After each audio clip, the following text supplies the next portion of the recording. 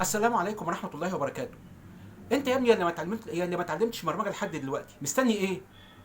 يا اللي بتدخل تشوف القناة وما انتش متابع دروس البرمجة، مستني ايه؟ البرمجة دي يا جماعة خلي بالكم مهارة من ضمن المهارات الحياتية اللي لو اتعلمتها، لو ما فادتكش مش هتضرك. زي مهارات تانية كتير في حياتنا انا بشجع اي شاب انه يتعلمها، زيها زي السواقة. السواقة دي يعني هي في حد ذاتها متعة.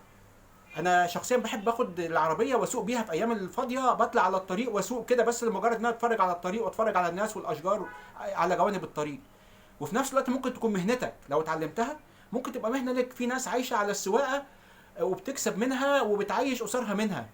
العوم، العوم برضو مهاره لو اتعلمتها حاجه كويسه جدا بالنسبه لك، ممكن تنقذ حياتك في يوم من الايام او تنقذ حياه حد انت بتحبه. وفي نفس الوقت ممكن تبقى مهنه لك. في ناس شغلتها بس العوم وانقاذ الناس، او انه يبقى قاعد على حمام سباحه بيشتغل انه يعني ياخد باله من الناس على الحمام وهكذا. من ضمن المهارات دي برضو مهاره ركوب العجل. ركوب العجل طبعا مهاره مهمه جدا. يعني انا شخصيا عن تجربه ليا، انا كنت في هولندا من كام سنه، وكنت انا الوحيد اللي في التيم اللي مسافر اللي كنت بعرف اركب عجل.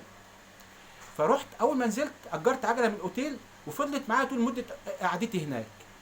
لفيت بيها البلد اللي انا كنت فيها من اولها لاخرها.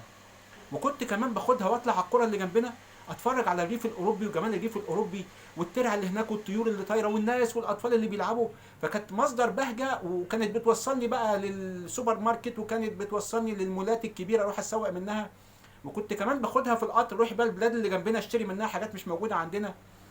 فدي هوايه، او يعني من المهارات اللي فادتني في السفريه دي. فالبرمجه انا بعتبرها من ضمن المهارات دي. اتعلم برمجه، اتعلم مبادئ البرمجه دي، هتبقى حاجه مهمه بالنسبه لك.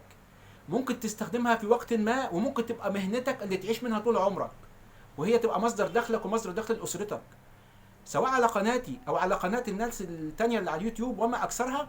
ونصيحتي لكم، محدش ياخد كورسات برمجه بفلوس دلوقتي. لو انت في البدايه ما تخليش الحماس ياخدك، وما تخليش الفيسبوك يعرض عليك هيا معنا تعلم البرمجه في رحله ممتعه ومش عارف هتدفع قد ايه بس ودي حاجه رخيصه ومش عارف ايه وكلام من ده. لا، دلوقتي انت هتعلم المصادر اللي ببلاش اللي مفتوحه. ولما تلاقي نفسك حبيت المجال وعاوز تكمل فيه وهتقدر ان انت تستفيد منه، روح خد الكورسات اللي بفلوس.